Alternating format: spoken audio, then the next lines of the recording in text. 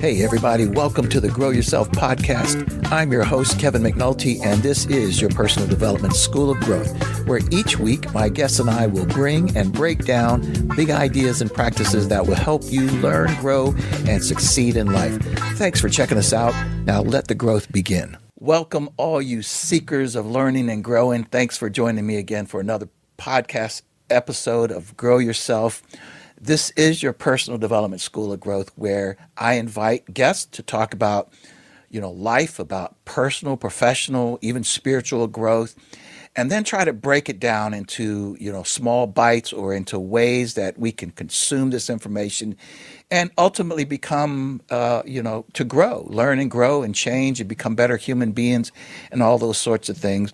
I have to say that my vision for Grow Yourself is not really that complicated, but I do want it to be more than a podcast. I really kind of see it as an invitation to unlock your potential, to shed the layers that, that bind you, to pursue truth, by the way, to ignite curiosity, to nurture, most of all, to nurture, our needs, your needs, my needs in pursuit of the truth and life, to be better people, to learn, to grow, to change. And you need not go any farther than Kevin right here than to find a person who just has a lot of questions, who has certainly less answers than questions, but I believe in the pursuit of asking questions and perspectives. And again, my curiosity drives my life. And again, all sort of in the pursuit of truth. And in this episode, we are in fact going to have, I guess you could say, a meta discussion about truth, asking the question, and perhaps my guest is sitting in the background cringing that he has to answer the question, what is truth? So it's just a small thing to ask of him. But my guest is Bill Cohen, and he's been reading and studying the Bible for over 30 years. But he started off on a similar path or journey, I guess you could say, as folks like C.S. Lewis, Lee Strobel, Frank Morrison, where he began, I guess you could say, exploring religion, reading the Bible, but really with the purpose of exposing its errors, if you will. But after 13 years, he became convinced that Jesus is, in fact, the Son of God. Now, he spends most of his time helping people understand the truth of who God is and what he really said, if you will. Bill believes that God is, and I'm going to ask him about this question because I read this in his bio, that he said that he believes that God is consistently misrepresented. And I think that's a fascinating thought to bring up. So if you will, I would like you to welcome Bill Cohen. Bill, thank you so much for being here with us on Grow Yourself. Thank you, Kevin, for having me. It's my pleasure. My pleasure. I do have a lot of questions for you. I'm sure many more questions than we have time. But I want to start with, if I may, first of all, asking you, Bill, to just tell the audience, who is Bill Cohen? Just, tell me a little bit maybe about where you were brought up, or, just who is Bill Cohen? Well, it's a long story, of course. I'll try to keep it as short as possible. But I think I'll start with telling you that my life is divided into three parts. So the first part of my life, up until the time that I decided I was going to try to find out what the truth was, I lived in what I call rebellion. Rebellion means I wasn't interested in God. I wasn't interested in conforming to any beliefs of what the Bible said or anything else. I didn't, or any other religions, not just Christianity. I just wasn't interested in religion. So I was rebelling. So I was probably in my early 40s when I finally, with two children, young children, reading the newspaper and seeing that the same stories were being written every year for years about kidnappings, murders, all these things happening. And I'm going, what can I do to make a difference in this world? And I thought, I have no idea, because I could pick something to do that could actually be working against what the truth is, what the real reality of this world is. So I decided, well, who better to start with on this journey than to get into the philosophers. I had taken philosophy courses in college, but I really wasn't serious about it. I was just taking a course. But now I was going to try to figure out, what do they really say? Because these are people who are really devoting their lives to trying to figure out, what is this life really all about? So to do that, you'd have to know what the truth was. So I started at the beginning with Socrates and worked through, and it's, Socrates' big deal was know thyself, and all through the philosophers, you get this sense that they're all trying to figure this question out. Who am I and why am I here? As I got to the latter day philosophers, I ran into one called C.S. Lewis, and I got his book, Mere Christianity. Not because I was interested in Christianity, but I wanted to hear what Lewis's take was, because I knew that he was a professor at Oxford and well-educated, thoughtful. He'd written some wonderful stories that the children enjoy. So I wanted to see his perspective. And he had a paragraph in the middle of the book that froze me, and I couldn't get it out of my mind. Even when I finished the book, it just kept gnawing at me. He asked a simple question, and his simple question was, Jesus said he was the Son of God. So he is either one of three things. He is either the Son of God, a lunatic who thinks he's the Son of God, maybe he thinks other people think they're a tomato or something, or he's got some ulterior motive he's trying to gain by saying he's the Son of God. He did not live his life as if he were a lunatic, and he did not live his life as if he had anything ulterior motive to gain. So you cannot call him a wise man or a great teacher.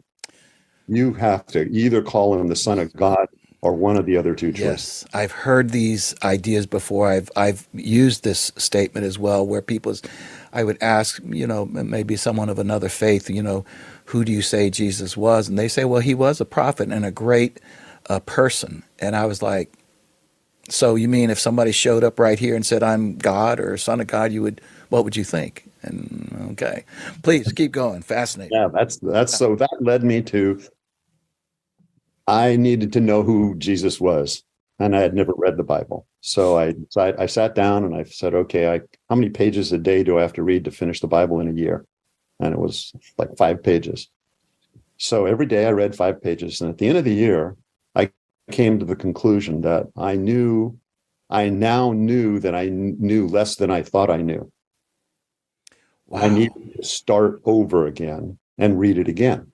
And now the second time through, in a second year, verses I had read before, which I didn't understand or didn't make sense to me, now connected to other verses in other parts of the Bible and started to bring more depth to what the truth of the Bible is. I did that for 4 years. And at the end of the 4 years, I decided I need to do the next step. So that up until the time I started reading the Bible, I was in rebellion.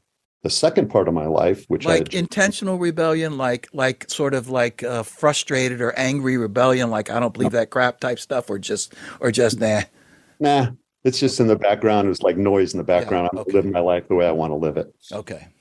So now I decided I was going to wrestle with God to find out, is God real, like Lewis did? So when I was reading the Bible, I was always looking for things that were wrong, things that were inconsistent. And every time I would find one and really do some heavy research outside to try to figure it out, I would find that it was not. Once I understood the truth and how everything linked, and the Bible is written in a number of different literary styles. So when you're reading history in the Bible, it's history. So there has never been an archaeological discovery in the history of human discovery that has contradicted anything in the Bible. As a matter of fact, every one of them confirmed what was in the Bible. Interesting. I did not know that. Yeah. So that was helpful. Some of it's poetry. So someone will read something that's a poem written intentionally to make a point, as poems are, and they'll try to take it out and say, see, it's contradicting something else. Where You can't do that. You can't take a piece of the quote I've heard before is like, the raven quotes no more. Well, there's a point being made. It's not, you can't just take a piece out of that poem and then try to say, is this real or is this reality? Yeah. And we do that. Both, if you will, atheists and Christians do that, right? Cherry pick something and then just, Good point, by the way. Good point. So I joined a church. I started, I could tell you some things that basically in my mind were miracles that occurred during this period of time, but I think it's distracting from the story that I'm trying to tell here. So I'm not going to do that. But those kinds of things reaffirmed what was going on in my search. And so I was in a church for 4 years, and then the pastor moved back to Tennessee. That's just where he was originally from. And when he left, the new pastor that came in, I didn't even know the denomination of the church. I just found a church that we were looking for churches, and we would sit in a church. The sermon was good. The people were loving. So we joined the church. I had no idea what it was. But when the second one came in, second pastor, it's a Southern Baptist church, but this guy was a very fundamentalist. Fundamental. I don't even know what that word means. So let's not use I get what you're saying, though. Yeah. But he was, the God, he makes the God of the Old Testament sound harsh. Yes. And that is not who I believed God was from the first pastor that was there. So I went out to find another church. We found another church. I learned, I grew. I got more confirmations in my own life as I started changing some of the things in my life to conform more what I believed was what God was saying about life and how it could be. May I ask, Bill, were you conscientious as you're going through this transformation that you're talking about? Were you conscientious of the truth versus you being sort of encultured to, that's probably not the right word. I get it. Yeah, I get it. Indoctrinated. Indoctrinated. Thank you. That's the word I was looking for. The word I would use. Yeah. No, that's right. Yeah. No, I'm a very skeptical person. That's why it took me 13 years to get through that second part of my life, which was wrestling with God. Even though I was going to church and I was a deacon, and I did not have the belief to the point where I could get baptized. I could not do that. Wow. So I was still immersed in trying to learn and seeing the truth. And the problem we have in our society is you can see Christians doing all kinds of things that are not Christian-like. And when that happens, all of us, unfortunately. But when that happens, it drives people who are in the rebellion stage away from even starting the wrestling stage. Yeah. Wow. And so at the end of the wrestling stage, there was no doubts anymore. I had explored all of the things like, is the world really only 6,000 or 7,000 years old, 6,000 years old, roughly? And, did God create everything in 6 days? Am I going to believe all this? And every time I did research, every time it came out to yes, these are all true. That's why he wrote them in the Bible, so that we could understand the truth. Wow. If we were willing to wrestle with him and look for the truth. I was looking for the lies. That's the way I would say it. That's fascinating. Man, you're raising the hair on the back of my neck, trying to, because these are all questions that I ask, and we had a conversation earlier that I have a lot of questions. Like for instance, let me just say that sometimes, and I'll speak for myself, I tend to rely on what I believe is common sense. Mm-hmm. So I think to myself, like some of the stories in the Bible, including Adam and Eve, where people said, it was really more of a metaphor, more of a myth, but brought out by God to help us understand some things that maybe we would otherwise not understand. And I thought, that kind of makes sense. And that's, but you're saying it's a true story. Correct. It's history. Okay. There's a lot. History. Yeah. Okay. There's a lot of those parts of that. Yeah. As an example, back when the rebellion against God was strong, and in the 1800s, we got some major movements because people were trying to do everything they could to get God out of their lives. And that basically, in effect, making themselves gods. We are our own gods. You can determine your own who you are. Look inside you, kind of a thing. Yes. The truth is not external, it's relative, all these other things. Yes, I've heard all those things. You know what I'm saying? So, yes. Yeah. Unfortunately, all of those things are an attempt to produce lies about the Bible that will deter people, create doubts in people's minds. So if you look at the creation story, back then when all this was going on, no one knew anything about DNA. So evolution and all that kind of made sense. But once you really understand how DNA works, which I spent a lot of time reading books about it with people that are a lot smarter than I am writing about it, evolution makes no sense. It's impossible. So go ahead. No, please. So if you go back to the creation story of Adam and Eve, God keeps it simple. It's not a chicken or egg story.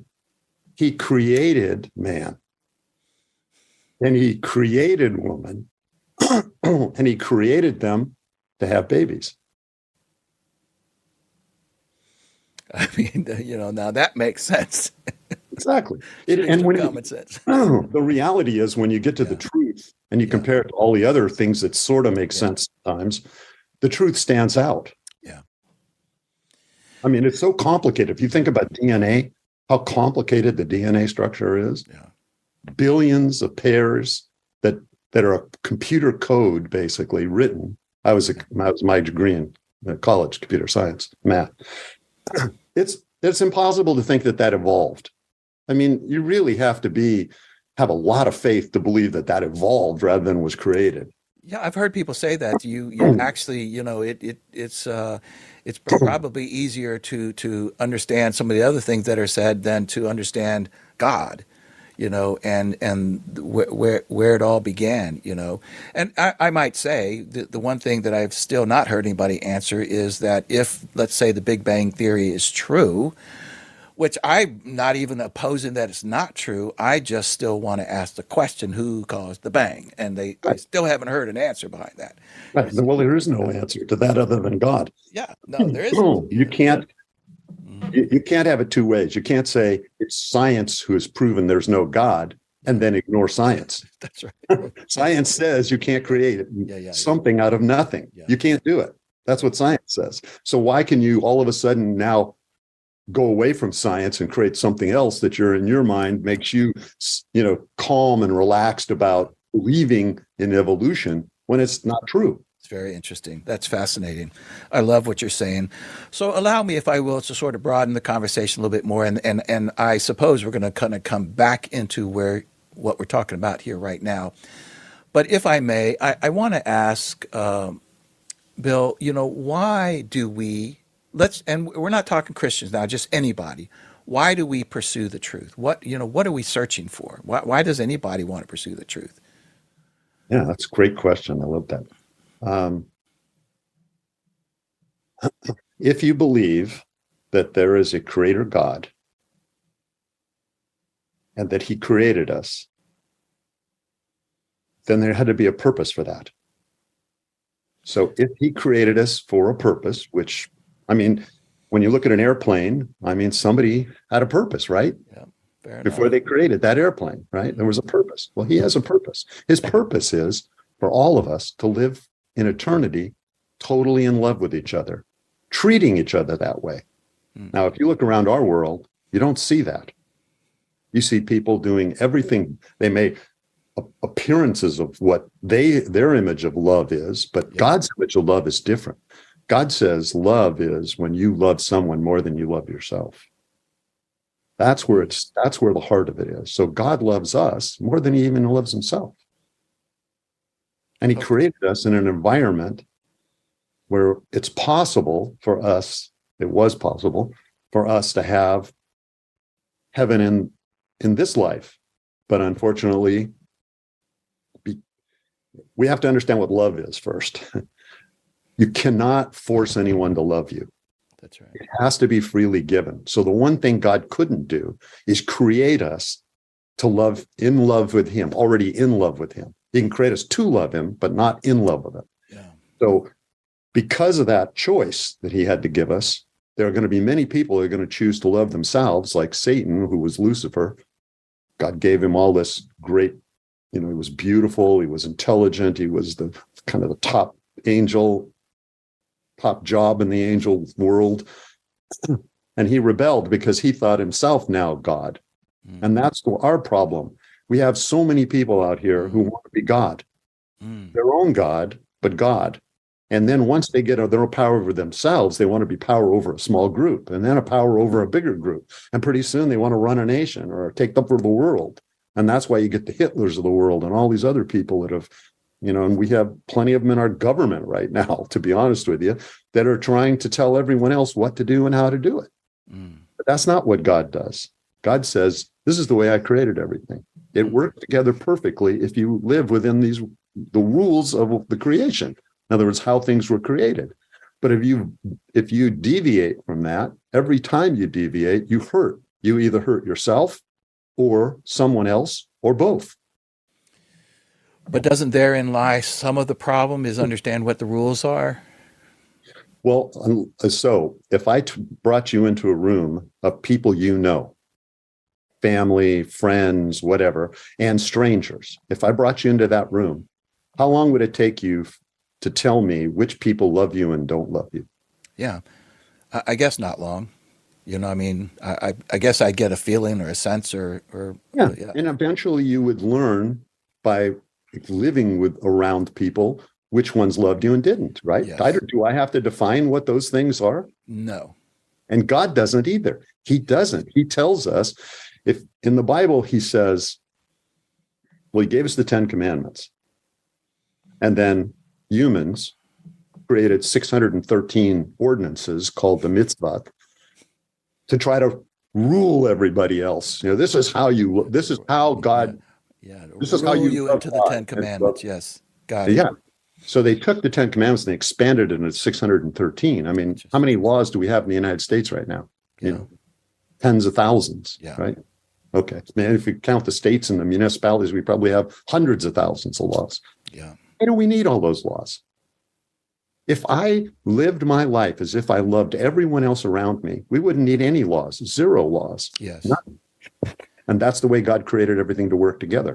Very interesting. But that depends on, so if we're all in a room and we're all supposed to love each other, then that supposes that everybody will love each other. Correct. And so I love you until you slap me in the face. Then, correct. Or maybe not the first time I turn my cheek and say, okay, I love you. You slap me again. And over time, I'm like, I hate Bill. He slaps me in the face every day. And what Jesus has come to show us is that that's not what we're supposed to do. Not the hitting part, but the responding part. He's telling us to turn the other cheek. When Peter asked him, how many times should we forgive? Yeah. He didn't say 7 times. He said 70 times 7. What does that mean? Anytime you get to in the Bible, anytime they use those kinds of expressions, they're just saying unlimited. Infinitely. Yeah. Infinitely. It's unlimited. So how long does he have to hit you and you forgive him before he stops hitting you? Wow. Because that's what ends up happening. He stops hitting you. I'm with you now. I see. And that's what love's all about. Love is not about me. It's about me loving other people. So God loves us unconditionally. He lets us do. When he created the garden, he told Adam and Eve, eat of all of the fruit of the trees except one. Why didn't he just leave that tree out of the garden? That's a good question. Okay. He didn't put a fence around it either, did he? I don't think He just told them, don't eat out of it. Why? Because he's created the world in a way that it's perfect for everybody to live together in love, but he has to give us the free will of whether we want to do that or not. I see. And that's essentially that Exactly. Without that, there is no decision to be made. Exactly. Then we're just robots, and that's not love. Right. Right. That's fascinating.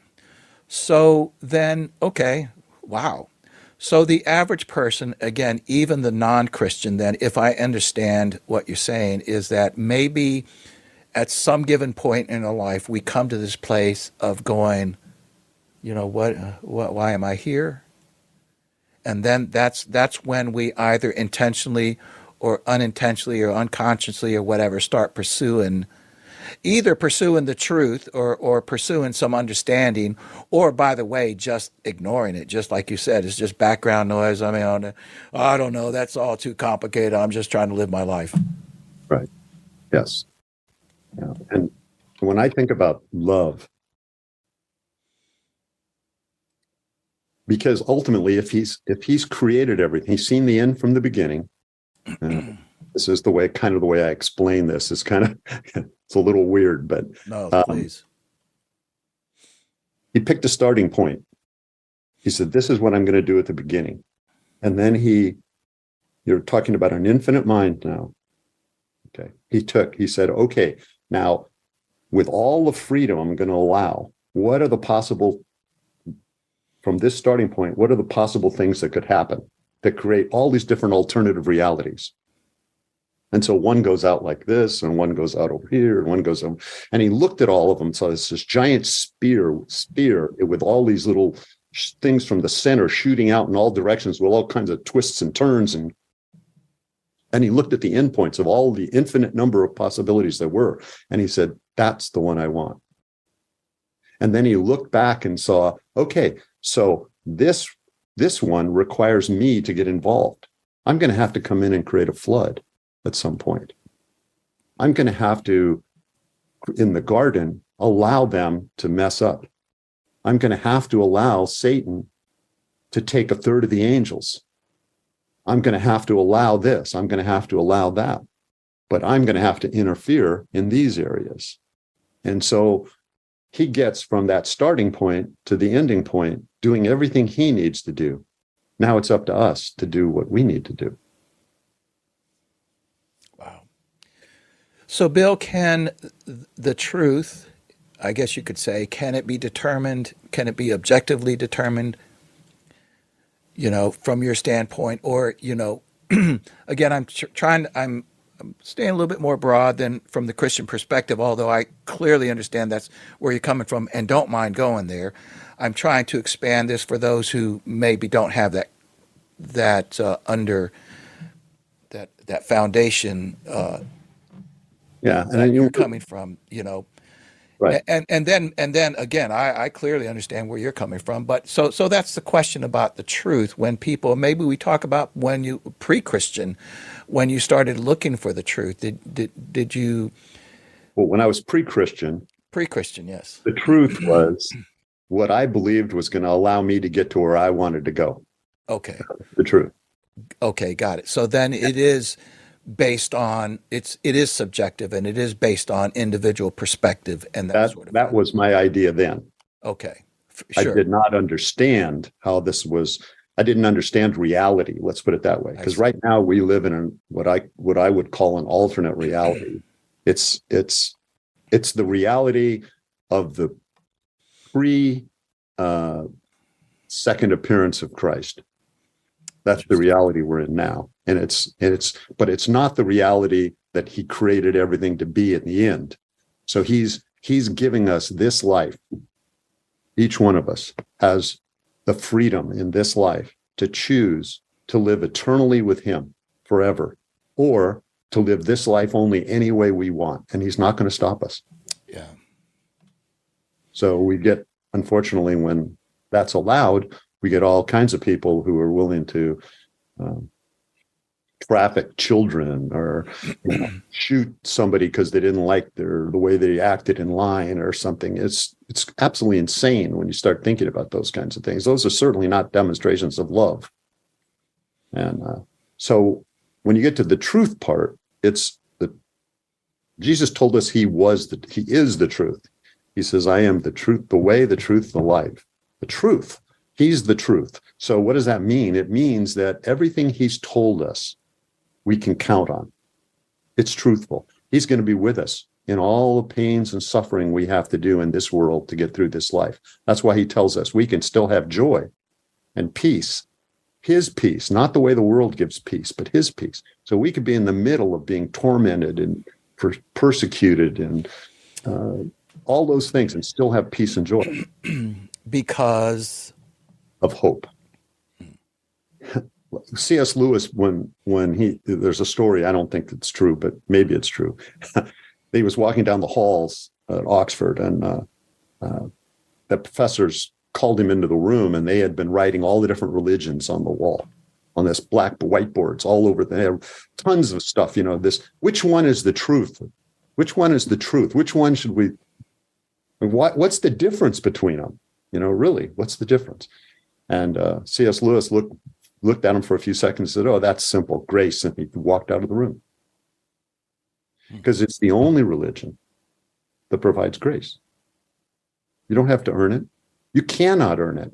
We as humans are too flawed to earn it. We could never be in front of a perfect God because we earned it, because we changed our lives and no, we're too selfish. Because that would then essentially, you make us equal to God, right? That if we could get that perfect, then that's sort of what Lucifer did, right? He started to think, I'm so perfect, think I ought to be in your place.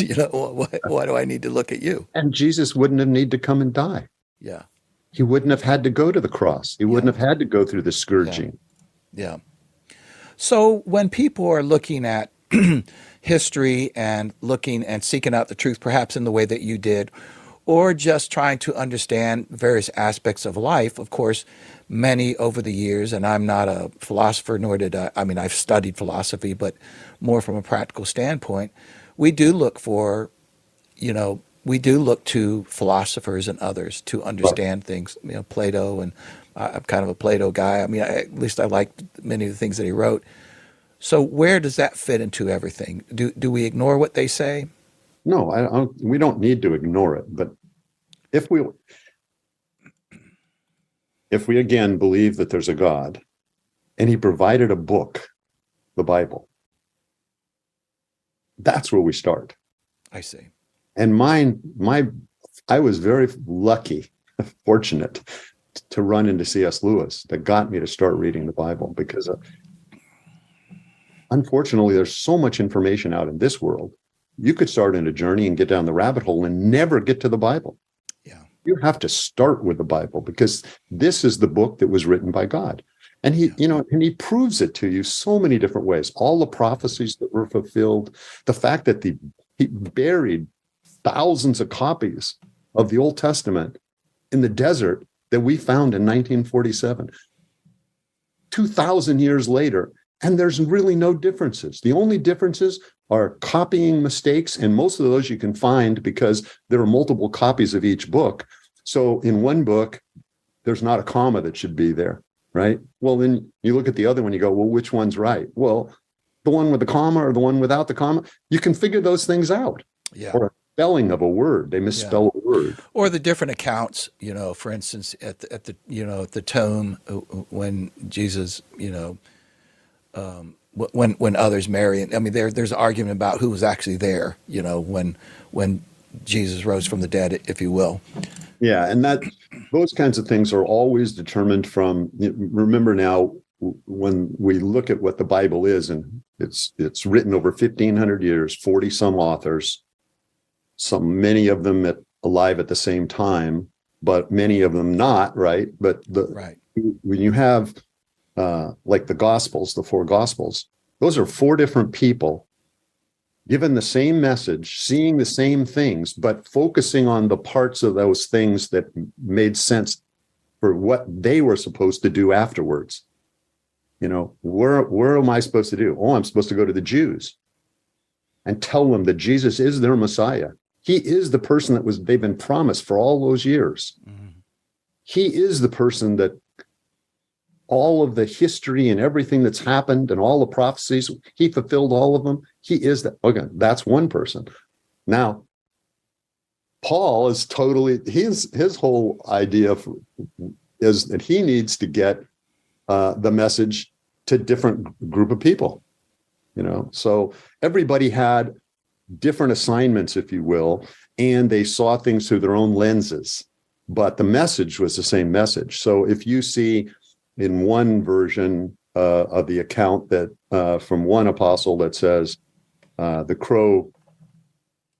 cock crowed 3 times, and the other one says it crowed when the cock crowed, only mentioning once, it doesn't mean that they were conflicting. Right. It means that one of them only cared about the fact that the cock crowed and then Peter, the other one is just giving you a little more detailed information. Right. It's kind of like maybe this is probably not the best example, but two people heard some gunfire and one said, I heard some shooting.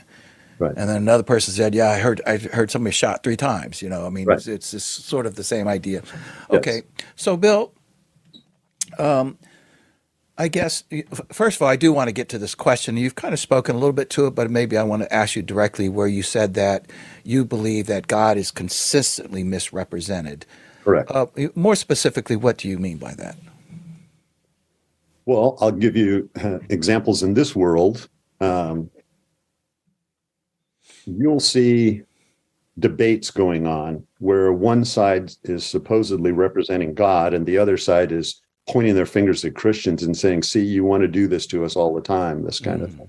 And the intent is to focus God on one side and put God in a position where he's now doing things or saying things that are not from God, which is the same thing that the Pharisees did with those 613 ordinances they created. That's the same thing. I see. Expanding the rule, if you will. Exactly. So if you keep it simple, which is what God did. I mean, Jesus, he took the 10 commandments and divided them into 2. The first 4 are love God with all your heart, mind, and soul. And the bottom 6 are love your neighbor as thyself.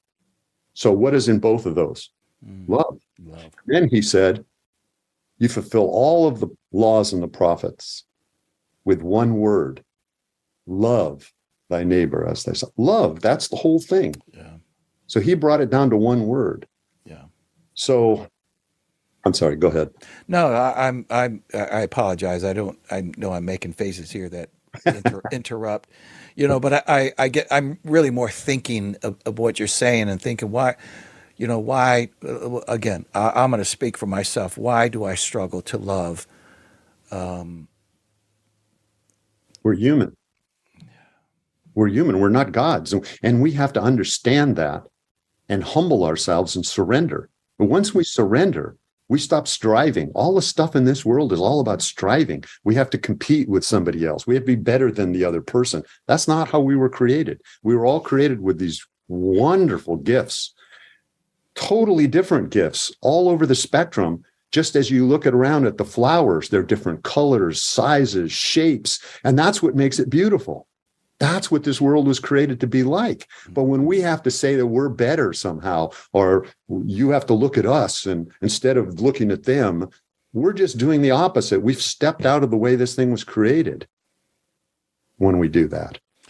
What does it mean to surrender, to let go? What does that mean practically? What do I do? If I said to you, Bill, okay, I'm ready to surrender to God, what I'm going to walk out of here and surrender. What do I actually need to do? Okay, I would say the first thing is read the Bible over and over and over again, because everything you need to know is in there. Okay, everything. And surrendering just means surrendering to the truth. This is the way he created everything to work together. Surrender to that. Don't try to create your own. Don't try to. I know your podcast here isn't about abortion, but I'm going to use that as the example here for this case. There are 2 sides, pro-choice and pro-life. Neither side represents God.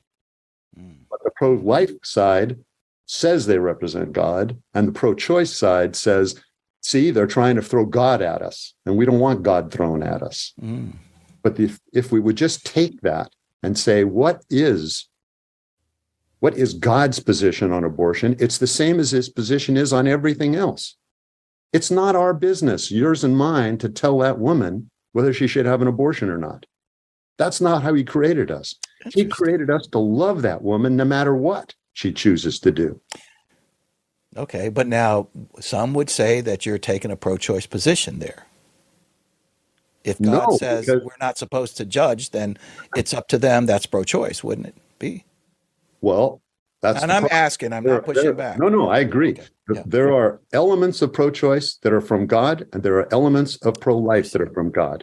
So part of pro-love, which is the solution, God's solution to this discussion on abortion, pro-love says we have to tell people the truth. The truth is it is a human being.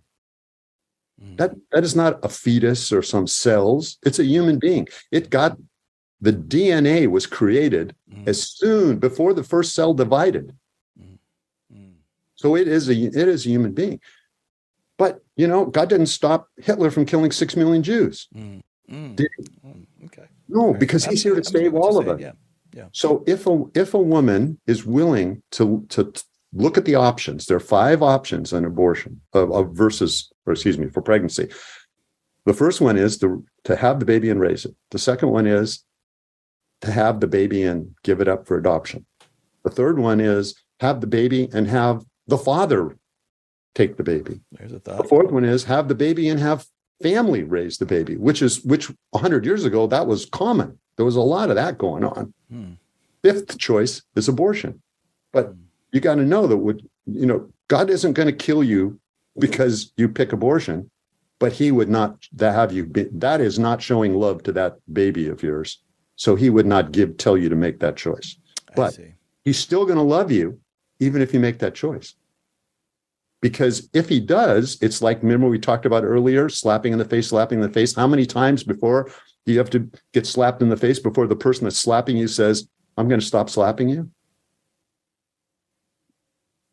That's powerful. So she has the abortion. Do you think that women that have the abortion, how many of them feel guilty or shame afterwards? And that's because we're sticking all these stupid stigmas on them. It's not our job to judge them. It's our job to forgive them, to love them unconditionally, to support them. I mean, if you're not giving them any choices, you can sit there in pro-life and say, oh, they ought to not have. But yeah, I shouldn't have the baby, but I can't afford to pay for the baby's food. Yeah. How do I finish school if I have this baby? We have to give solutions to all those problems. We can't just say it's your problem. Yeah. That's an interesting perspective. In other words, if we are doing it, and let's pick Christians, if we're doing this out of love, then the most loving thing to do probably would be, one, I mean, God, and Jesus is clear about forgiveness. We forgive the person, whatever that means. 2, we really seek out solutions as opposed to condemnation. Is that what you're saying? Exactly. Because if you think about it, a lot of times the only solution that seems possible is abortion because there is no other side to it. This pro-life side, they come up with, don't kill because it's wrong, but they don't give the alternatives to solve the problem. Come around that woman as a community and say, what do you need? Here are the 5 choices. Which one would you pick if you didn't have any other? In other words, if food wasn't a problem, if education wasn't a problem, if travel wasn't a problem, if living expenses weren't a problem, which one would you pick? And then whichever one you pick, we're going to support you. We're going to come there with the resources necessary to eliminate that problem for you. Wow. But that's the way of everything in society we're dividing ourselves right now can be solved if we would come to it from that position of love. A skeptic like me, when we blow this up into larger societal problems, I guess in terms of society and the world, I don't feel a lot of hope, quite honestly. And I'm not talking about the hope of salvation. I'm not talking about that at all. I look at the problems that we're having in this country right now, and wow, I don't know what it would take to turn it around. I mean, I can't comprehend it. I think, well, I'm not even going to go there because it might even be one of the reasons why my throwaway line is, well, God's in control. Yeah. He is in control. Well, and that's a funny thing about control, because you got all these people. Is it predetermined or is it free will? And the reality is it's free will, but he's seen it already. So it's like, I'm going to give you an example. That's a different concept, if I may just throw that out there, to say that he has, to say versus predestined, really, you're saying he's seen it. He's that's a different concept, right? Am I Absolutely. understanding that correctly? Totally different. Totally different. So it's like you watch a football game. At the end of the game, your team fumbles the ball. When they're down by 3 points, they need to get the ball back. And you think there's no time left. You're anxious. You're upset. You're excited. You're all these different things, right? But now they do get the ball back, and they do score, and they win the game. Now you watch the replay. How is the whole life different? How is that whole game different now when you know you won the game, even when you see all the tragedies that are going to happen along the way? Oh, you already won. And that's what we need to understand. The one he picked, that line he picked for the end result, that line, he already saw all those fumbles and all the things we're doing every day. He's already seen all those. He's not predestined us to do it. It was our free will that made that choice, but he picked that line, and he knew where he had to come in that line. So the flood is an example, because he can't let evil get to the point where it totally destroys the world, the whole population. He has to always leave himself a remnant so that it can be finished. That's the line he picked, because it's getting him the result that he wants. So he's always working towards, he's always there for us. And so if we think only about this life, then we're not going to have hope, because in this life, it's not going to end the way we think it's going to end. There's going to be a lot of tragedy. His peace is not the same as peace on earth. This world's peace is, well, I'm going to be comfortable. I'm going to be, in some kind of a gated, safe community. I'm going to have a giant retirement plan. That's what we think of as peace. That is so false. But you're not saying don't do those things, correct? Correct. Correct. He wants us to have an abundant. In eternity, when we're living together, we will have chosen to be there. Yeah. It will be easy to love everyone else, and we know no one is going to hit us. So we're certainly not going to hit anybody else. Yeah. Wow. This is deep, and I have to admit, it for me, it provokes more questions than complete answers, but clearly, for me, again, what you have said has opened my eyes and my ears to better questions, quite frankly. That's what I want to hear. That's what I keep doing. Yeah. I keep getting different answers, and not different, but newer, better answers than I had before, because I understand things better. But if we can't have this dialogue, neither one of us are elevated in our thought. Right. And that's why more of this kind of discussion needs to occur, so people can stop feeling like God is somehow ready to put a thumb on them and is not happy. God, might our pastor say this once, God does not believe we're rejects. He doesn't want to go back and start over. He already knows everything we've done, and he still loves us, and he still was willing to go to the cross to die for us. So why are we holding ourselves back? Why are we looking at ourselves and critically? And he already has accepted us unconditionally. I sit here and I think to myself, because I clearly understand what you say, the difference between sort of this concept of predestination versus the idea that the line has been drawn and God sees it all. It still leaves open the question, well, okay, where am I falling inside that line? And do I get a choice? If it's already, now I'm going to say the word predestined, if he's seen it happen, where am I? And if I'm not there, then what do I do about it? Do I just except I'm going to hell. If I'm going to hell, then I'm going to live it up. Yeah, and that's you hear that kind of thing a lot. Yeah. It's back to that football game that you watch the replay of. Yeah. The replay, we already know what's going to happen. It's not going to change, right? Yeah. But when the game happened and that running back made that decision to make that certain cut that got him got hit and he fumbled the ball, that was his choice to make that decision. So all we're seeing right now, or what God's seeing right now, is the replay of the line he picked of all of our free choices. And he had to step in certain times. There's a verse in the Bible that says, humanity is going to reach a point where it can destroy itself, and he will end. In other words, he's going to come back before that happens. It says that in the Bible. Well, we got close to it when we created the atom bomb, right? Yeah. Okay, so we're getting closer to the end whenever those kinds of things are going on. When we can create our own virus and release it and millions of people die, we're getting closer.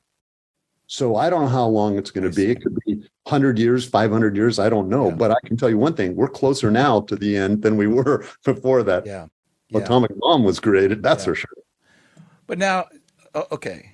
So I'm just going to play really dumb here. And okay, so the football game has taken place. Right.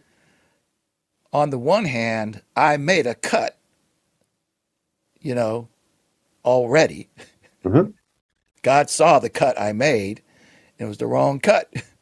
I'm like, God, can you help me not make that cut? I mean, I don't want to make that cut because I want to go to heaven.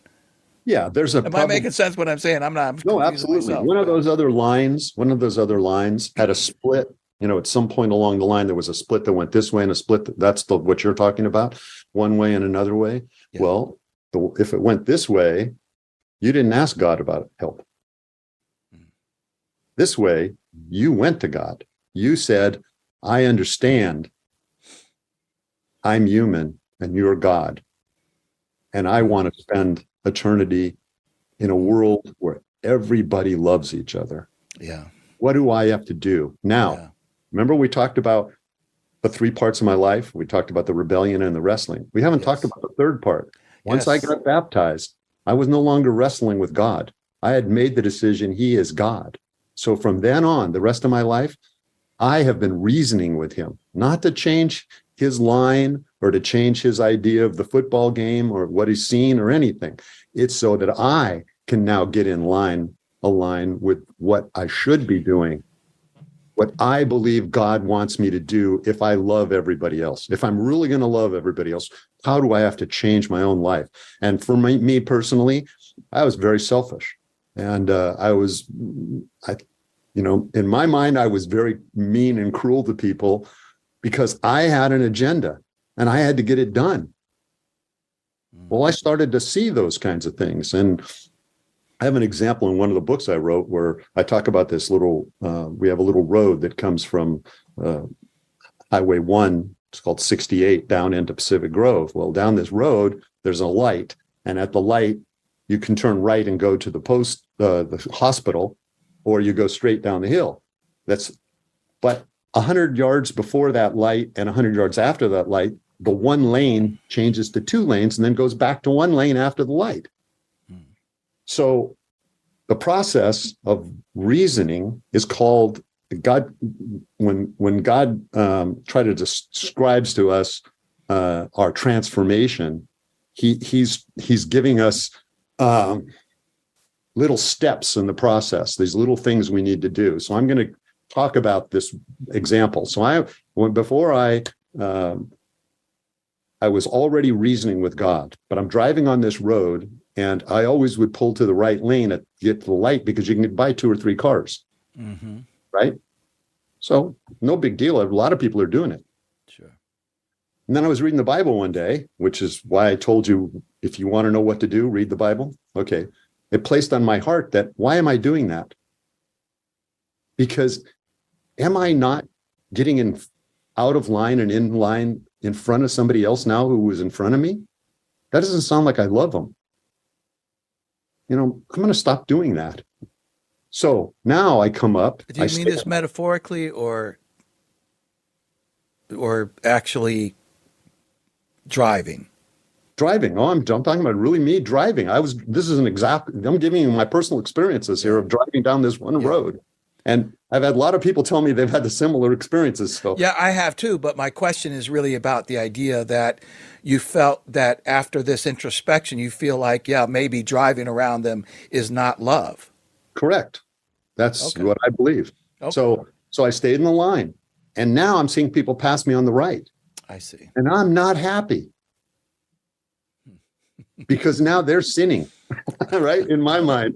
Wow. In my mind, I was sinning. Now I'm not sinning anymore. So I'm righteous. Yeah. Now they're sinning, right? Wow. Right. Oh, so now I'm not happy with them. And so when the lanes start to close back, I make it difficult for them to pull in at first. Yes. Each of those stages, when I'm reading different parts of the Bible, I was convicted. It was wrong.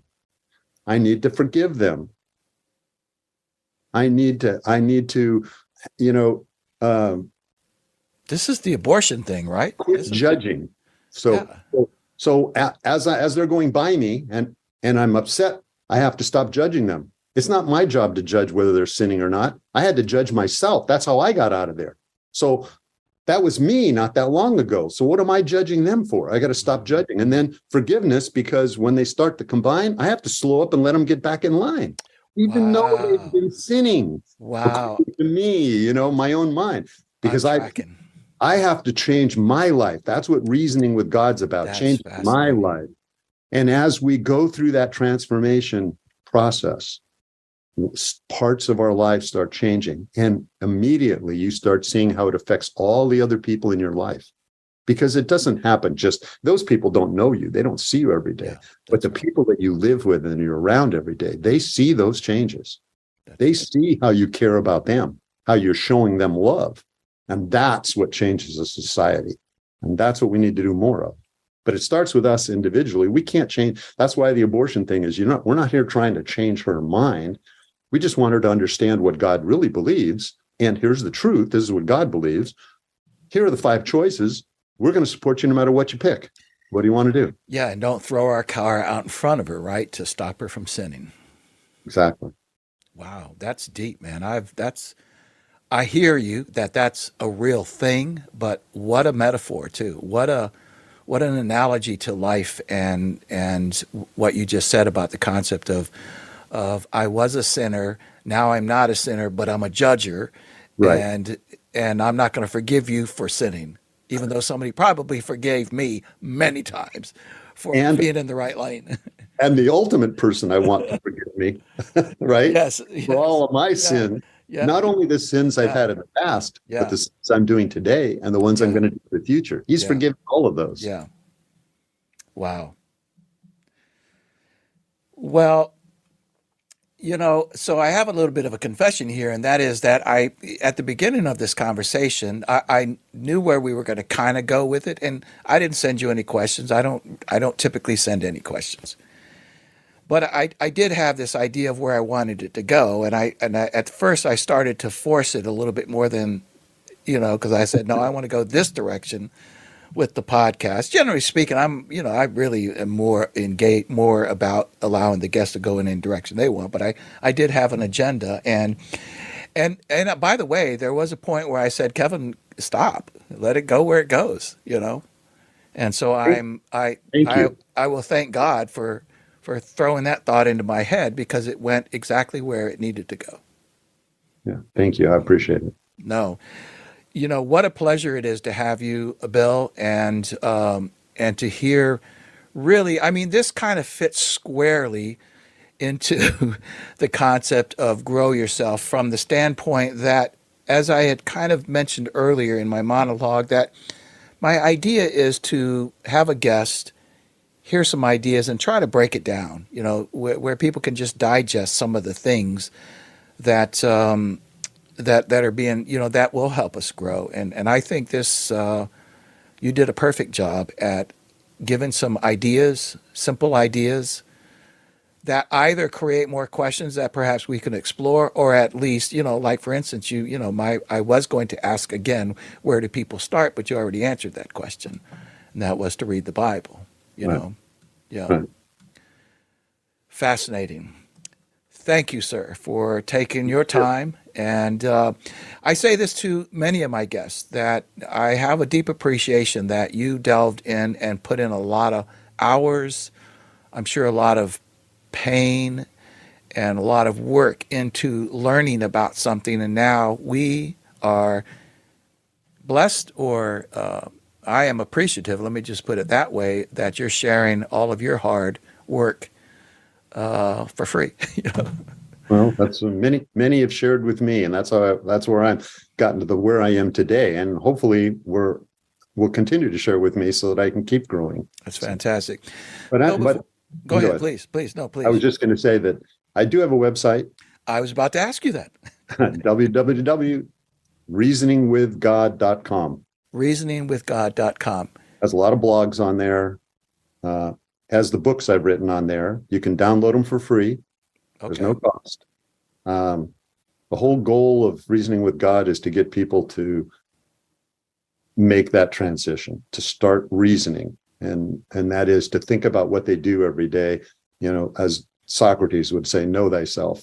Know who you are, know what you do, and how it affects other people, and see it change your life. It's amazing how it'll change lives. So, wow, beautifully said. Beautifully said. Thank you again so much for taking the time, Bill. Sure. Thank you. Bless you. All right. Take care. Bye. Bye.